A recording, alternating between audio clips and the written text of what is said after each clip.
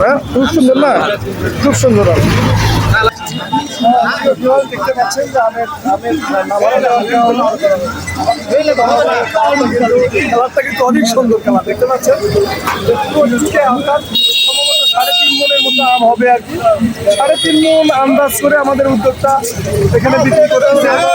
13,000 টাকা চাইছে।